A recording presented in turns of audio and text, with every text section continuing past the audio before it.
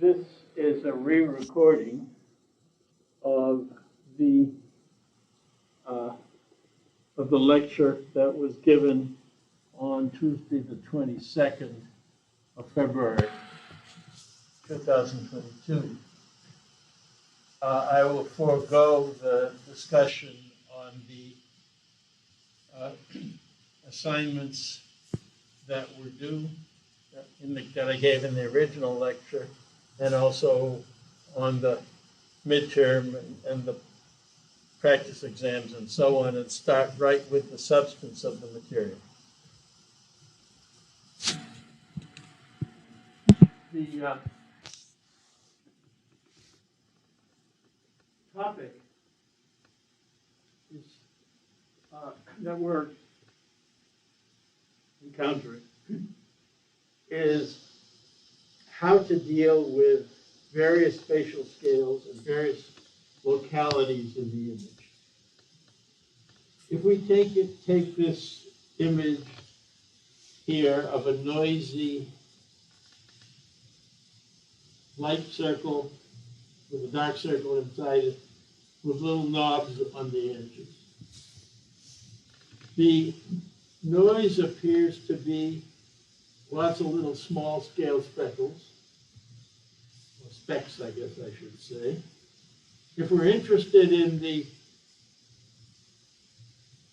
dealing with this black circle, we're interested in a locality that's a region around the center of the image here, and a scale that's related to the width of this small circle. But if, on the other hand, we're interested in understanding the large circle, then we should be interested, still centered, let's say, but with a scale related to the diameter of this large circle. And that's the wrong scale for considering the small circle. It's too large.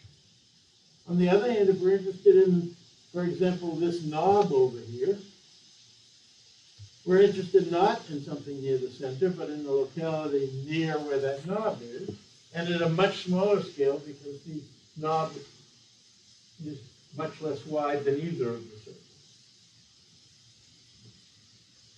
The same goes, for example, in regard to this image of a dragon, where if we're not interested in the scales, we will be interested in looking at larger, some of the scales of the dragon. We're interested in larger spatial scales than those of the dragon's scales. The same goes for this bar down here.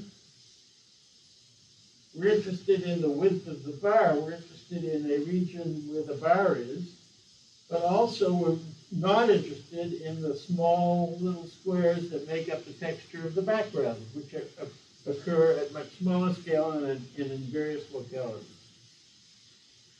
So this is the general problem that we're trying to deal with. And we are going to be talking about this notion of spatial scale. Now, spatial scale comes in two separate aspects. One is what we call apertures, and the other is what we call level of detail. And I talked about that in the last lecture. Okay? But here, let me just emphasize again. Here, for example, we have what's called a Gabor wavelet. This is just a function in one dimension. As you can see, it has an envelope that is a Gaussian, and it has sinusoid within that envelope. The aperture size is the standard deviation, the RMS width of the Gaussian. The level of detail is the wavelength of the sinusoid, essentially the distance between one maximum and the next. Okay, so this particular example, which you'll see later is not one that we would likely use, is not likely used because there's such a big difference between the aperture size and the level of detail. On the right here, you see an image, a two-dimensional image, which in the horizontal dimension has this intensity pattern that we're showing here, and that's more likely. So you have basically an aperture size that's more or less the width of the whole image, and we see the wavelength is only from here to here, on the order of a quarter of that full aperture. Okay, so we have this idea that we want apertures and we want levels of detail, and we're going to be talking about choosing the right aperture size and level of detail to match an image. So again, in this image on the right, if we're interested in something that is the size of this little knob, we're going to want to do so with a small aperture and a relatively small level of detail. And if we're interested in this whole object here, we're going to instead be interested in a much larger level of detail. And if we're interested in something over here, then the locality is going to need to be somehow focused in this region, and levels of detail related to the width of this object or with this little protrusion of smaller levels of detail. And so the general idea is that the apertures and levels of detail that we're going to use are going to want to match the feature sizes of the entities within the image that we're interested in dealing with. And that's going to require us to have apertures in lots of different localities in the image, and of a variety of different spatial scales at any given locality.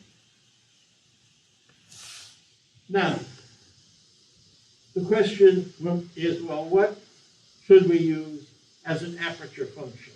An aperture function is a weighting function on the image that we, like this Gaussian, for example.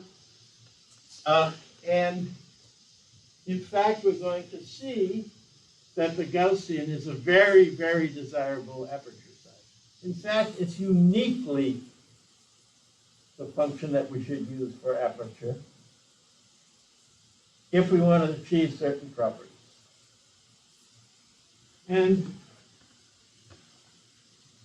But we're going to see some other Gaussian-like apertures that aren't precisely Gaussian.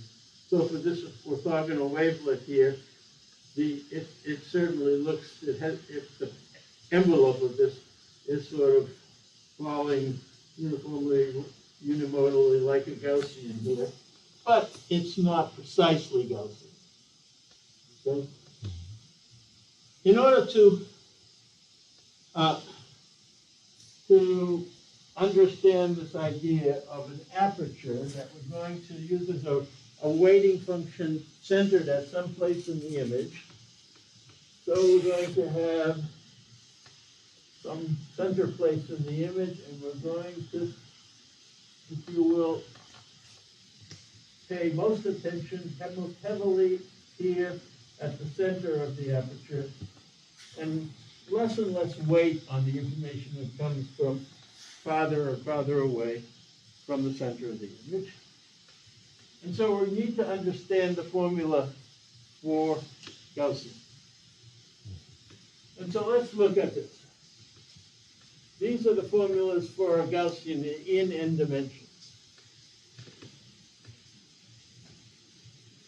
The one we're going to be most concerned with, because it doesn't focus on any particular,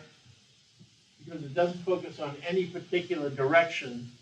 It's equally sensitive in all directions, is the isotropic Gaussian. And here's the formula for Oops, I've left off. I've left off a important value. It is 1 over root 2 pi sigma to the n. And so if we're in 2 dimensions, n equals 2. If we're in 3 dimensions, n equals 3. E to the minus half the position relative to the 0 point, the distance to it squared, divided by sigma squared, where sigma is the RMS width of this Gaussian.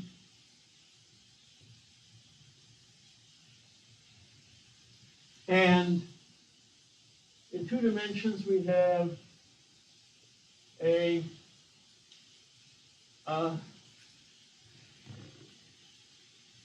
here we go. We have a 2-dimensional Gaussian, which basically is a rotated version of this guy around its central value.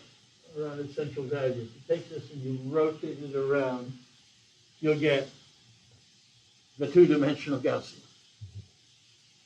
And in 3D, you end up with the same thing happening, but about around a sphere rather than around a circle.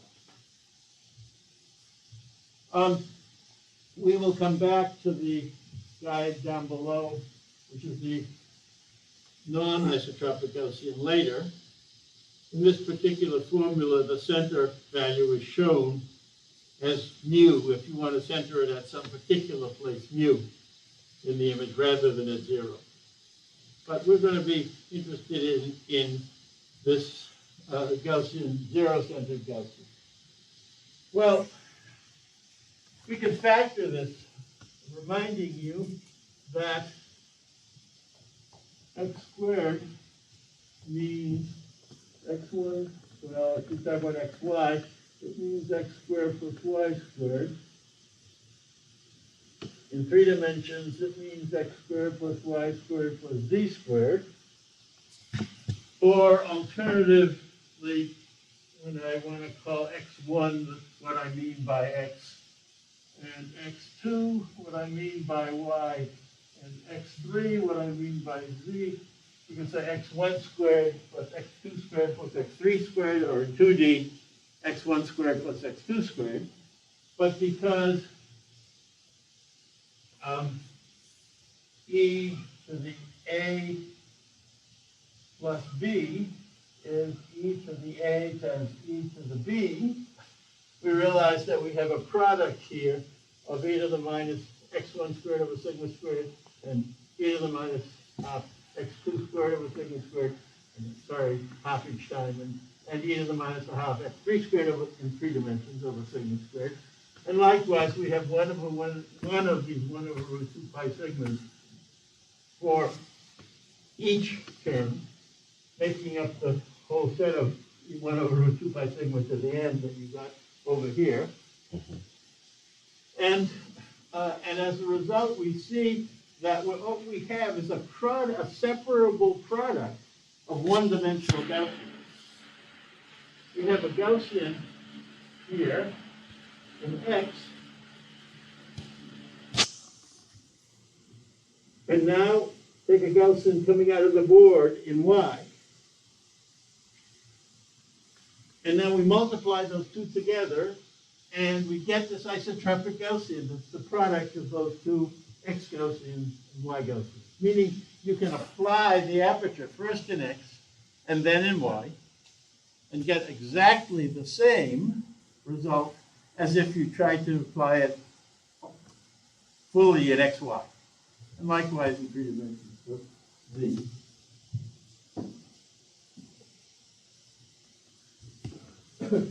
Now this is the isotropic Gaussian. It's the one we're going to be really particularly happy with because it satisfies uniquely certain special properties.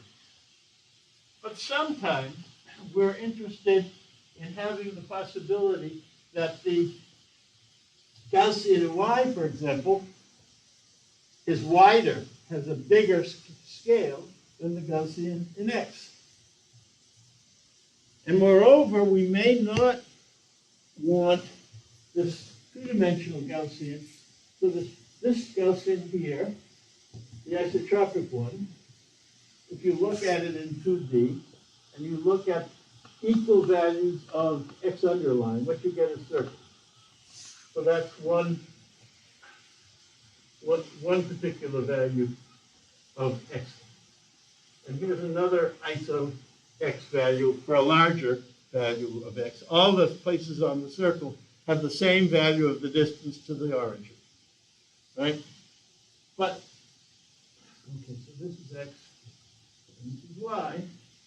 And I don't care, I'll take another coordinate system, and I'll call it V1 and V2, and I still get the same behavior, circles. But in general, for the non-isotropic Gaussian, what we're going to have is isocurves that are ellipses centered at the origin. All right? So there's going to be an orientation of the major so-called principal axes of these elliptical cross-sections. And this is going to be a Gaussian, a one-dimensional Gaussian along that with a shorter radius, a shorter sigma, and a Gaussian in this direction. Okay, I call this V1, this V2. So it's a product of a one-dimensional Gaussian in this direction and that direction, but each one has a different sigma. This one has a lot. The one in V2 has a bigger sigma than the one in V1. Okay. And so, in general, this function is written this way. It's still got the 1 over root 2 pi to the n. But we have a matrix, an n by n matrix, that's 12 sigma, and don't get confused by the fact that it's not the sigma that we use for the summation symbol. It's a matrix. Statisticians call it a covariance matrix.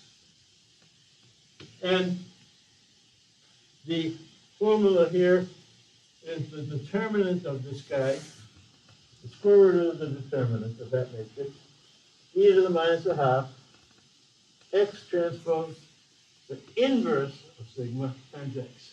So that's what's up in the exponent. But if you rewrite it in terms of these vi's and sigma i's, the direction of the ith cardinal, the ith orientation, and the width associated with, you get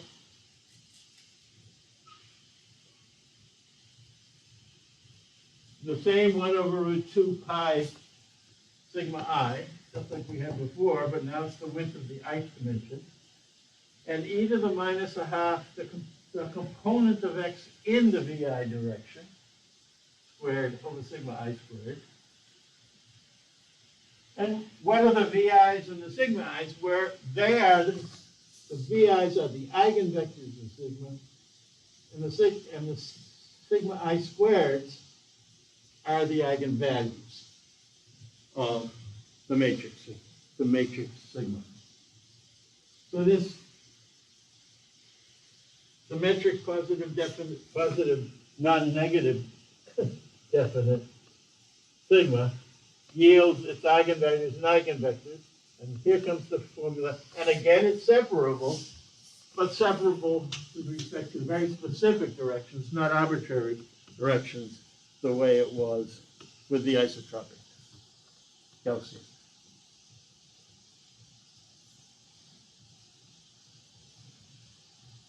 Okay, so why am I spending so much attention on the Gaussian?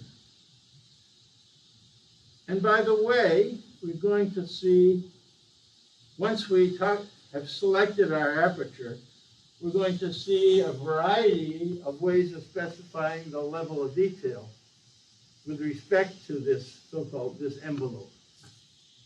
And we're going to see the Gaussian used explicitly for the so-called Gabor wavelets, which are sinusoids with a Gaussian aperture, under a Gaussian. We're also going to see that derivatives of a Gaussian of some width are going to be important possibilities. This orthogonal wavelet, as I said, doesn't precisely use the Gaussian envelope, but it provides some very nice computational advantages that we'll see. And we're going to also talk about some so-called splines that are shown up here, where the patch size is related to the aperture size. It's a way of representing an image by a polynomial that is supported by apertures. But let's get to the main point here. What shape should an aperture function be? Why have I chosen Gaussian? Why not some other functional shape? And the answer is, when we start asking what we would like an aperture to be, it's supposed to give us locality. It's supposed to somehow correspond to a place and a width of the region of interest, centered at that place. But it's not supposed to inject other biases. So if I have this pen here, and it's here, I want to be able to focus on a region along the pen of some width related to the width of the pen. And if I now move the pen in my image to some other place, I should be able to just move the aperture, but otherwise have no other different response depending on where I translated the pen to in the image. We say, I do not want to be biased to favor some particular, I'm going to be better somehow at recognizing pens over here than pens over there.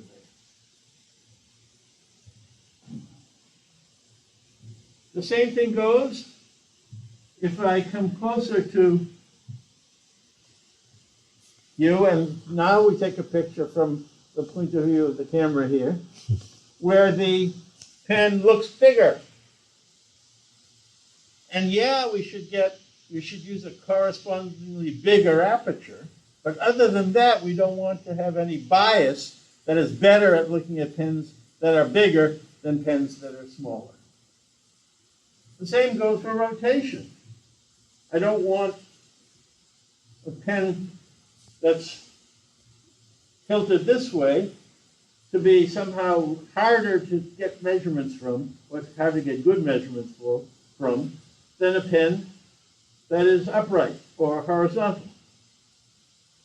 So we say we would like the apertures we use to be unbiased to spatial scaling, translation, and rotation. I will just note that we've already said that the isotropic Gaussian is unbiased with rotation, right? No matter what rotation, it still has the same sort of width.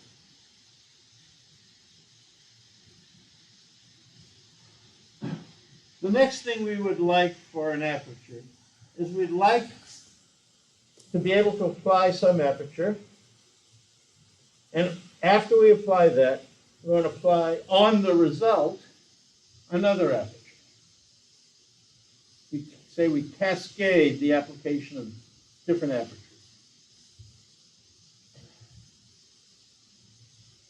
The overall result of the cascade should have the same family of aperture shapes as, in other words, if we want to apply it cascaded all at once, it should still be the same shape. So in our example, if we want to have a Gaussian and we apply another Gaussian, Well, cascading is, and so we have a Gaussian of some one-dimensional width, I'll call it sigma 1, and another one of a different width, sigma 2, and we apply them in sequence. What we know is the result is a Gaussian with a width sigma 3, where sigma 3 squared is sigma 1 squared plus sigma 2 squared.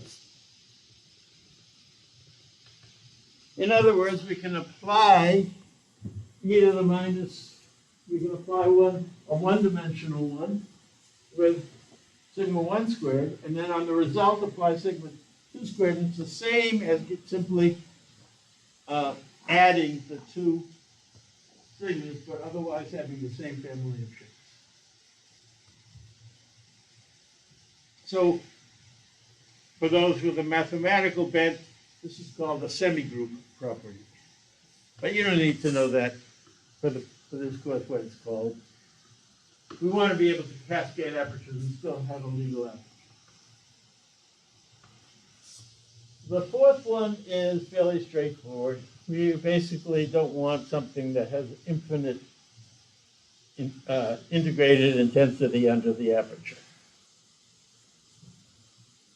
Strictly speaking, the math says you want the integral of the square of it to be finite, but that's not essentially different for the purposes of this course. The final thing is the one that's least hard to understand, most hard to understand. And the idea is that it's okay for an aperture to ignore certain information in the image, but it's not okay for it to create information out of nowhere. And there are some apertures that can indeed do that. The original image doesn't have a bump, but after you apply the aperture, it produces a bump there. You just don't want creation of structure. There's an impressive theorem that says if you have those four requirements, there is a unique aperture shape that satisfies that. Only one does it, and it's the Gaussian. The proof of that and the much more detailed discussion than I can give in this course, so this is in the book by Bart Teharomany. In his book, Front-End Vision and Multiscale Analysis from 2003. Now that book is on reserve in the library. And also, I have a couple of personal copies. The point, though, is that the book has in the back a CD. And the CD is something that is a bunch of text that you can just read, or it is, in fact, a program that can be run in the mathematics software system called Mathematica.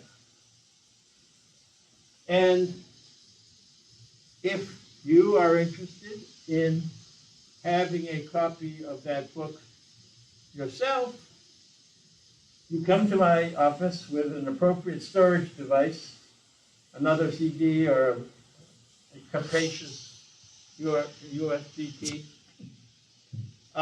and I will load this material onto your memory device, and you will have the whole book. And you'll be able to read those designated sections of the book, including a section that has the proof of this uniqueness property. It also discusses derivatives of Gaussian in great detail, and that's also very useful material. If you get Mathematica onto your computer and give it this material as a Mathematica program, it has the very nice property that all the figures in the book are created by programs that are right there in the Mathematica. Okay, and so if you want to see what the effect of showing a first derivative of a Gaussian, which is maybe one of the figures there, but with a different sigma than was shown there, you can put in a different sigma right there and run the program, and sure enough, the figure will change. And so you can explore that very nicely with this book. In any case, I have permission to give you all this from Professor Gabor Wavelet, the Dutch scientist who also happens to be a personal friend. Okay, so I said that I needed to explain to you what this non-creation of structure means. And so let me erase a little bit here.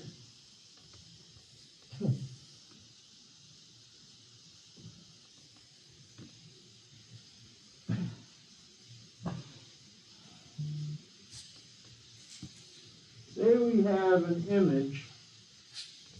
So I'm going to just show it in one dimension. But of course, our images are going to be in 2 dimensions, or 3. And the image has some dark spots and some light spots, another light spot, another dark spot.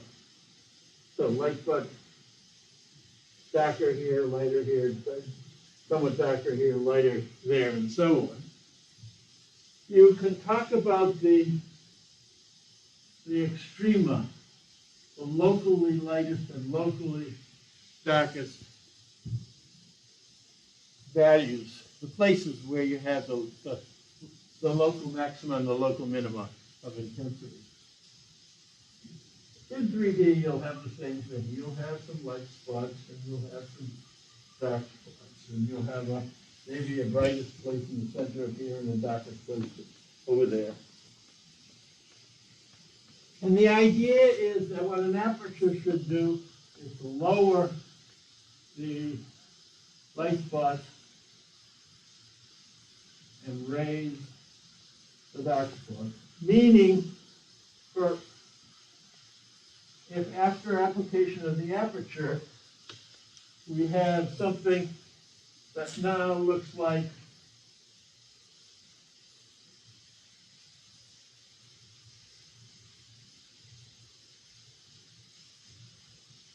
that, all these intensities that you see in the red result were already there in the black one, nearby. The sigma is small enough infinitesimally nearby.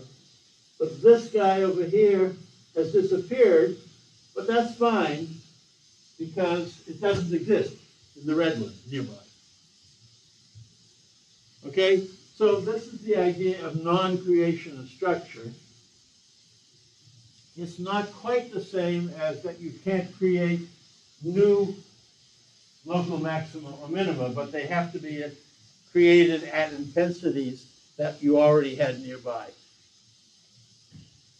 The example that I use is one that I contributed to the literature many years ago, where you had a situation where the height of the intensities, or in this case, the height of mountains, you had 2 mountain peaks, but you had a taut wire from one top of one mountain peak to the other. And you put a curtain, a very narrow, that draped over it, but quite narrow, between the 2 mountains. And so the cross-section of between the 2 mountains was actually like so, to start with. So you only had one peak, the one on the left, but you had this narrow curtain right over here, so that when you applied the aperture, it actually made this lower. And you ended up with a new peak at the other end. Okay, the didn't actually exist as a peak before you applied the aperture. Okay, so the Gaussian is wonderful. It's the aperture of choice because it satisfies all these properties, and it's the only aperture shape that satisfies these properties. But on top of that really good set of properties, which are listed down here under apertures, and when used as apertures, it's agnostic to rotation, translation, and magnification. You compose them and still get a Gaussian, and you don't increase structure as you increase scale. It has a lot of other very significant advantages, either theoretically or computationally. And I'm especially interested, this being an engineering course after all, computer science and engineering course, that these computational advantages are important. The first is that the Gaussian is separable. That is to say, you can apply it in one dimension, and then after that in the other dimension. And that's what we've seen here. And even for the non-isotropic Gaussian, where we might be interested in being biased, so that we have a bigger scale in one direction than in an orthogonal direction, it's separable as long as you separate along these special major directions, the eigenvectors of sigma. Okay, so that is computationally advantageous. It's quicker to apply something in one dimension and then follow the result in another than to try to apply the whole thing two-dimensionally. Or if you want to do it in 3 dimensions, then you apply yet another Gaussian in the other direction.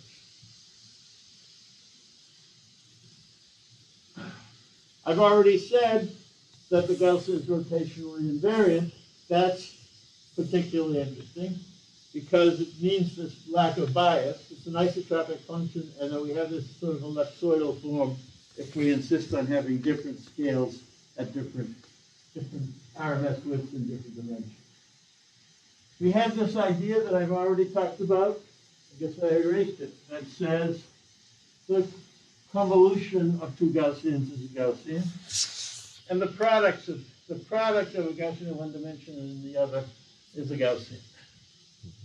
Okay, so this is already really nice things that help us. The next thing that happens is the Fourier transform of a Gaussian is Gaussian with a width that, except for a constant of proportionality, is the reciprocal of the sigma in the spatial dimension. Right? Why is that interesting?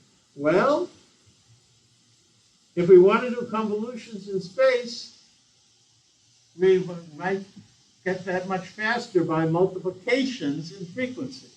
But multiplications in frequency can be done with Gaussians also, which have all these nice properties. On top of that, if you happen to want to do a multiplication in space, that corresponds to a convolution in frequency. And we know all about how to combine the widths in one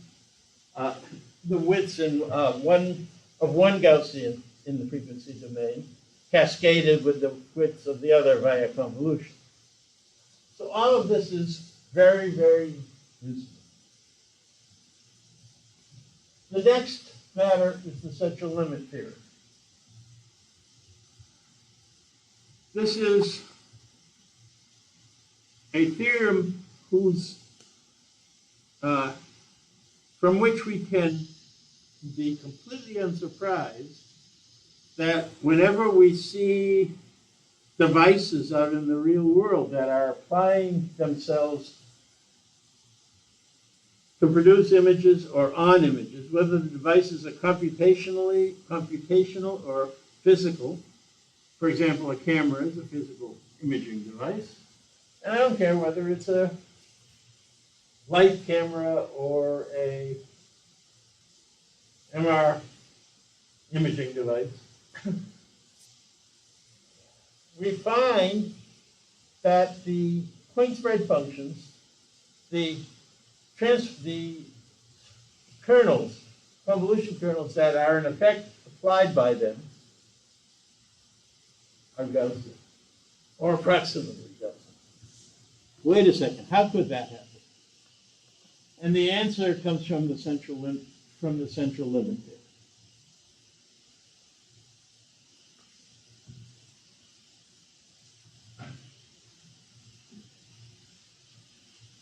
Take any kernel, let's, for the time being, say the kernels have only positive values, but in fact there exist, this works also with certain restrictions on ones that have negative values also.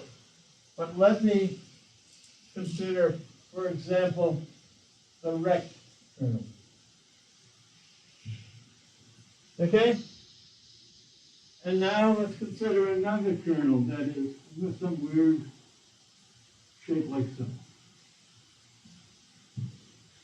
Okay? So each of these is in one dimension, a function of x, or we can talk about two-dimensional rects, or anyway. And let's cascade those kernels.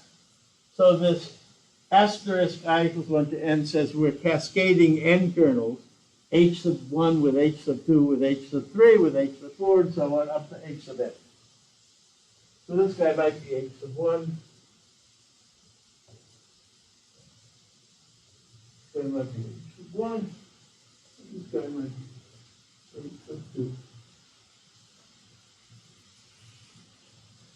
And this says that when you convolve them, as n goes to infinity, it is proven that they go to, the limit is a Gaussian, no matter what the inputs were. So we have a bunch of weird cameras and computations, and they're cascading their effects, and the overall effect is Gaussian. Well, this is only sort of true because we're going to have relatively small n, okay? 4, 6, 10, 12, 15 cascade of effects. And the wonderful thing is that it converges very, very fast to a Gaussian. So like n equals 12, if you take 12 rects and convolve them each one with the next, you will get a Gaussian whose RMS width squared, or whose mean squared width, is the sum of the mean square widths of the respective rects. And indeed, that property is used for probability distributions that you want to be Gaussian in computation to produce samples from a Gaussian, right? It turns out that if you take a bunch of random variables, each from a rect centered at 0 and going out centered at 0 and going from what it strictly is 1, well, let's say it goes from 0 to 1, but we account for the fact that we want to move the center to halfway in the middle of the rect. And we take a new variable x sum, which is just the sum of 12 samples from uniform distribution, equally likely any value between 0 and 1. We're going to have to subtract a half from each one of them. But that's fine. The point is you can show that the probability distribution of the sum is the convolution of the product, the convolution of the probability distributions of each one of them, which is a rect, which is to say that thing, that x sum, will be a will be a variable that has Gaussian probability density. And moreover, since the mean square width of this guy is at 12, and the mean square width of this guy is at 12, and so on, you have 12 guys, and since the mean square widths add, what do you get? You get right on. Somebody said 12 times 1/12, you get a so-called standard normal distribution with mean 0. And, well, if you just do it on the original Rex, you'll get mean 6. So you have to subtract 6 to get mean 0 for the sum. So x sum minus 6 will be a sample from a Gaussian distribution. 12 is plenty to get it to be essentially fully converged to being a Gaussian. Okay, so the main message is convolving arbitrary kernels, whether they're all the same, like in this example, or each one is different in my previous example, is going to yield Gaussian as a result of the cascade. And since most of the things in the real world, that at least if we can talk about linear relationships, linear operators, but most of the things in the real world are a cascade of a series of effects. You shouldn't be too surprised to see that the Gaussian's all over the place in representing our real computational effects or physical effects.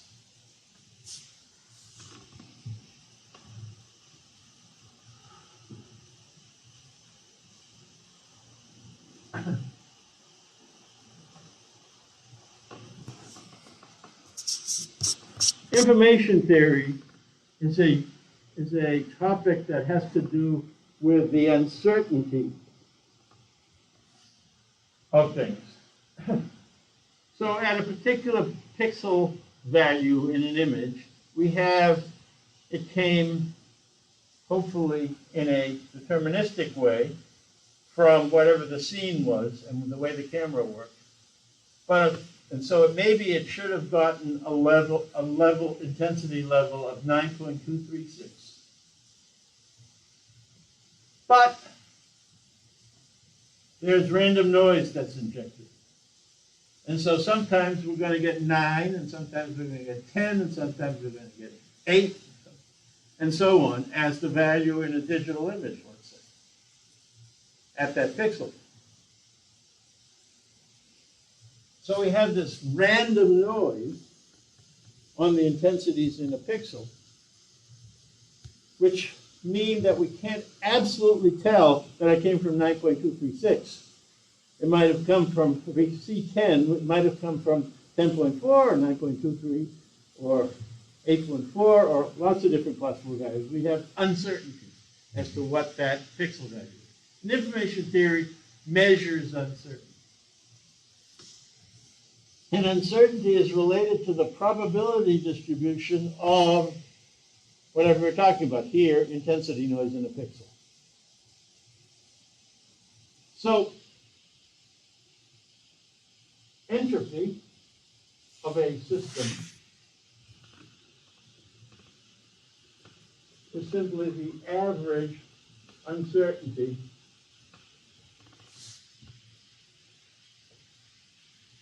over lots of tries. So in other words, if we took this, a picture and looked at this pixel, and sometimes it came out 10, and sometimes it came out 9, and sometimes it came out 7, and sometimes it came out 12, and sometimes it so on, then we can figure out on the average over all the tries what the uncertainty in this pixel is. Entropy is a measure of that. And now, if you have probability distributions of pixel values that are according to some distribution, some density of, I'll call it intensity noise level versus tried versus frequency. And this is intensity value. You might ask what probability distribution is most uncertain, is least informative, is completely unbiased as much as it could possibly be in regard to how we're going to estimate this thing, this intensity. And the answer is the Gaussian. Okay, next item on the list, we have two more to go. The first is about diffusion. So let us think of an image with its intensities as temperatures. Okay?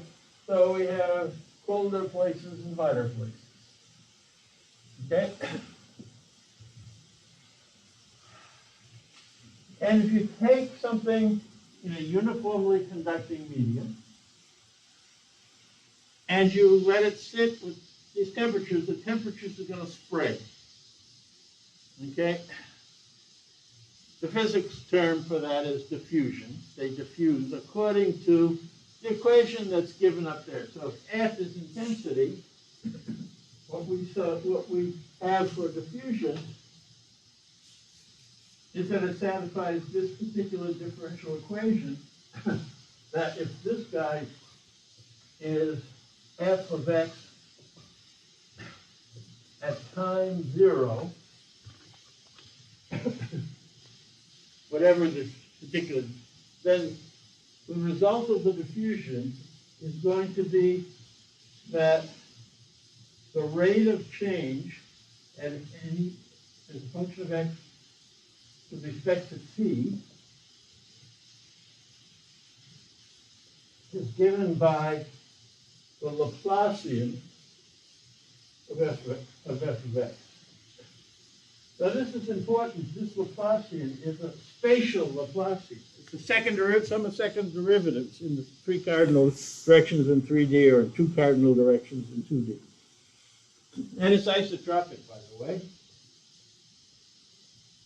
You've seen the Laplacian of the Gaussian as this Mexican hat upside down.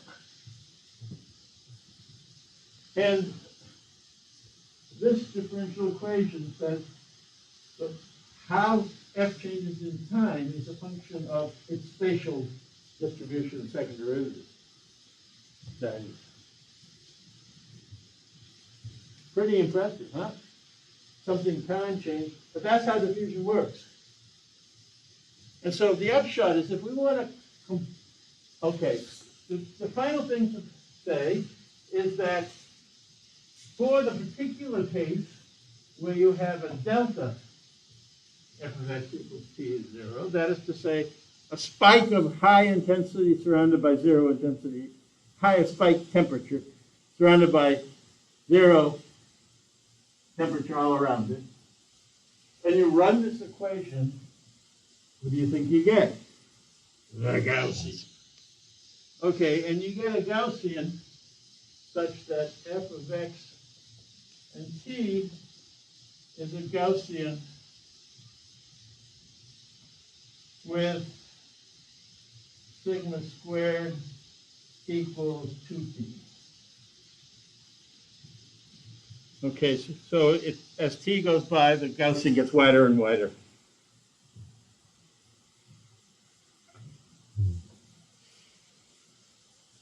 So, put another way, if you think of this thing as a weighted sum of delta functions, each with its own intensity, that is to say an image, we've seen what that is, we can think of each one of them independently diffusing and superposing. And what we get is that f of x and t is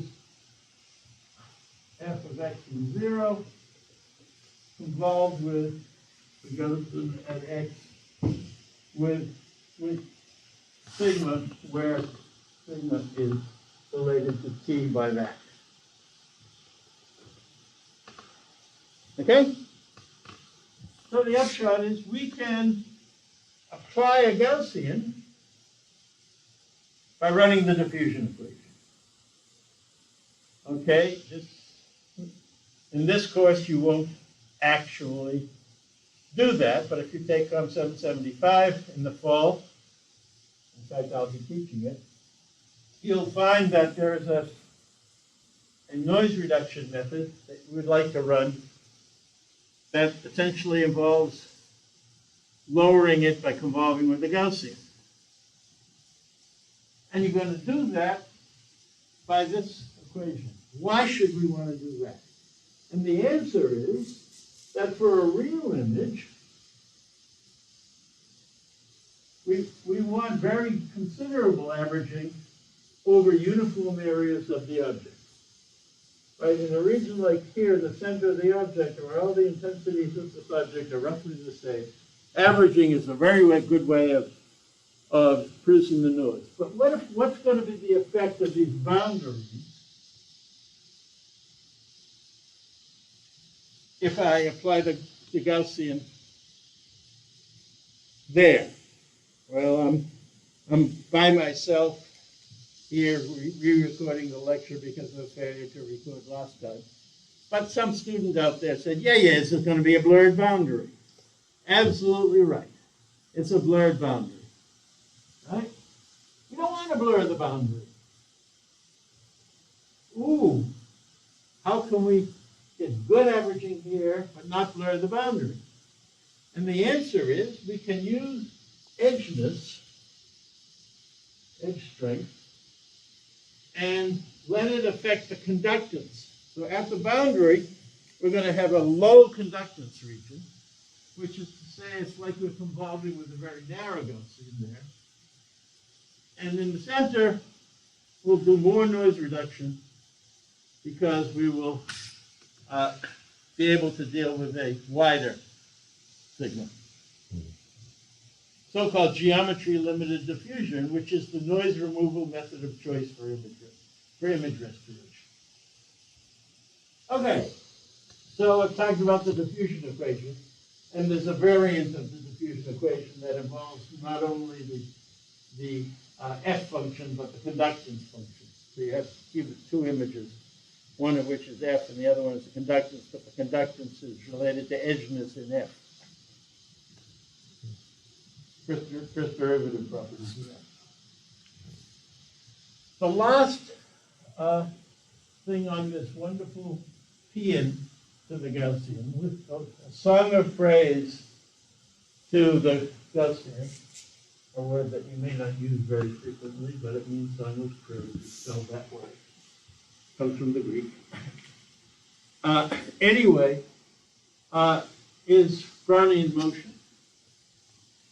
So in physics, we have particles that bounce around.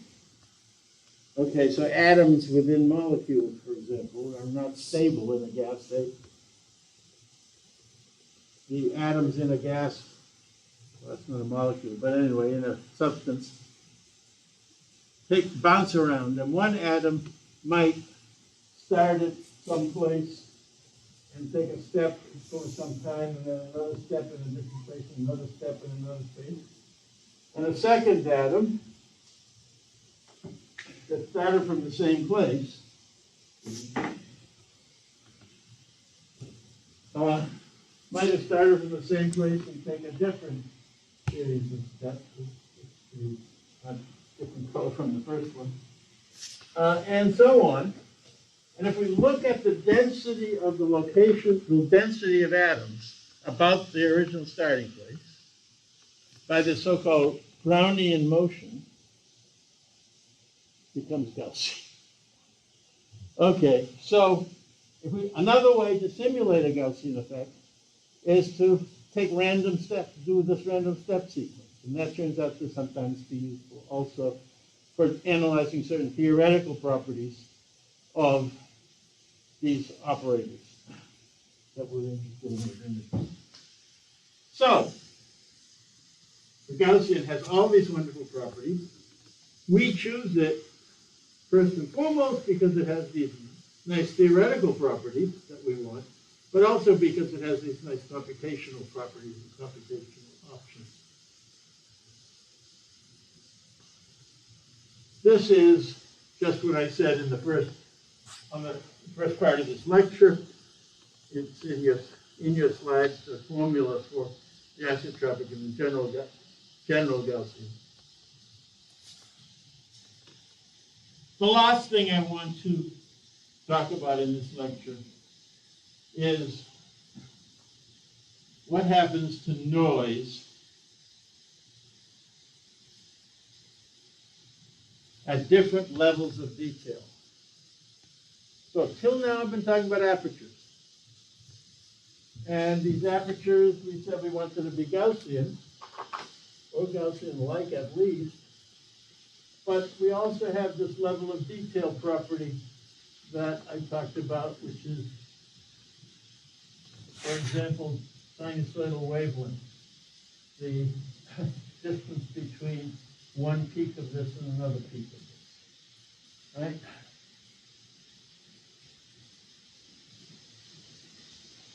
Well, how do we analyze images or signals with respect to wavelength? Right? So we have images with respect to position. Let me erase this material on diffusion.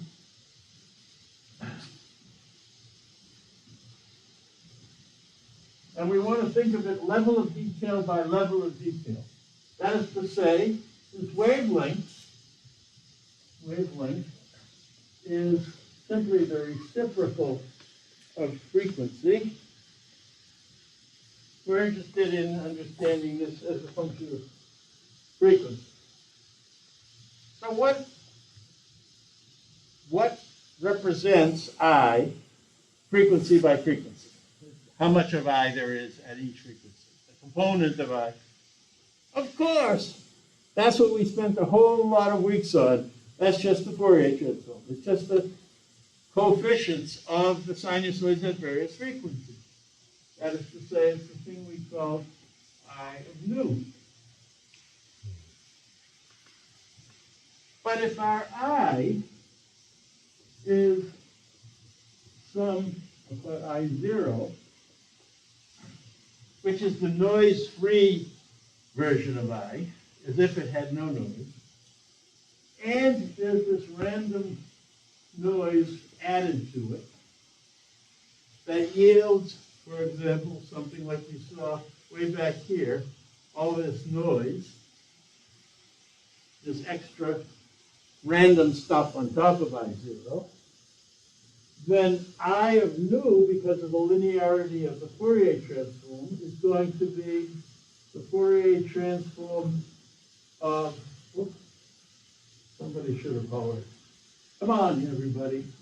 Nu, I'm sorry, this is X. I was right at this time. Over here, there's a nu. I didn't do anything wrong, you shouldn't have told me. And then you have the Fourier transform of this random thing, which is a function of nu. And we're interested in how much there is of the noise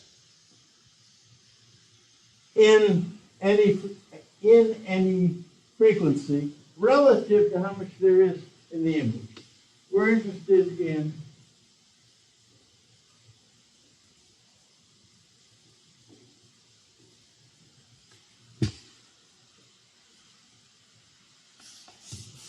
more precisely, we're interested in what we call the average square of the noise level. Because the noise is going to be all over the place. It's going to be sometimes positive, sometimes negative, it's got complex values, all sorts of things.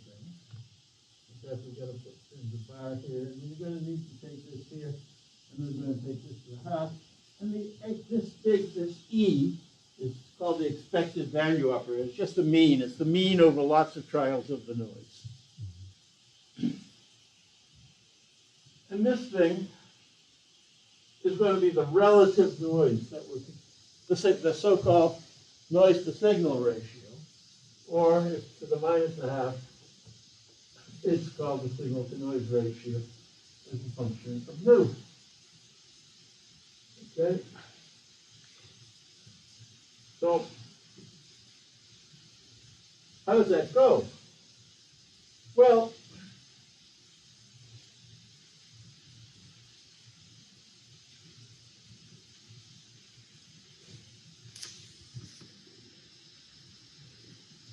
what we know is that if the noise is uncorrelated in space, meaning the noise at one pixel, the level of noise in one pixel has no relation to the amount of noise in any of the other pixels. Each pixel gets its noise added independently, if you will. Okay? This kind of noise is called white noise. And it's called white noise because it can be shown that for such uncorrelated noise,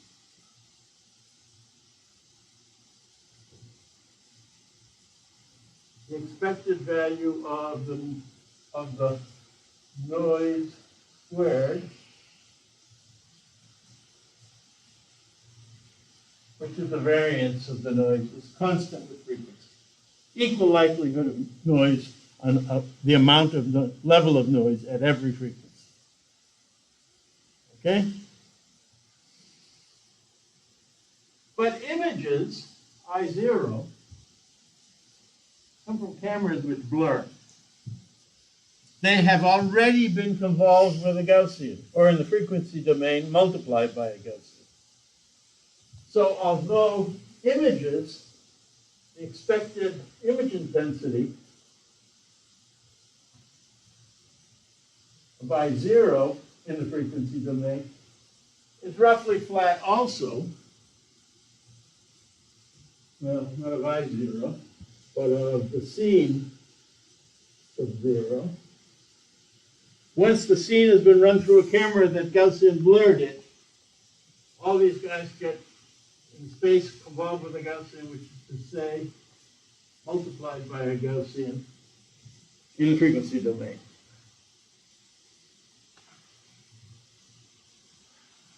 So here, the intensity of the image in that 0 frequency component is way higher than the value here. Okay, I guess I should plot this to the half to make these comparable. Over here, the level of the noise is roughly the same as the level in the camera result of the image, on the image.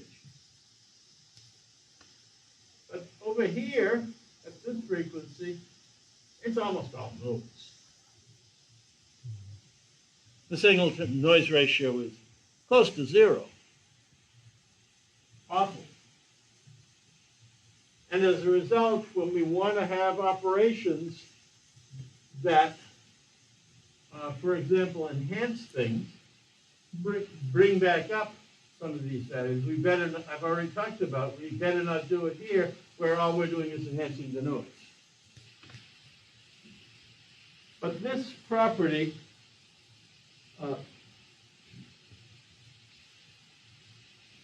of the noise, that typically noise itself is white. It's the same at every frequency. The name comes from the fact that light has all frequencies. White light has all frequency components in the same amount. All colors, if you will, of the rainbow in the same amount. That's this. The noise is white, and it's white because uncorrelated in space leads to white noise. Images are not white. And so we have this problem, this property that the noise being constant, but the image falling in frequency due to the fact that it's involved in the imaging process, means that you have a story of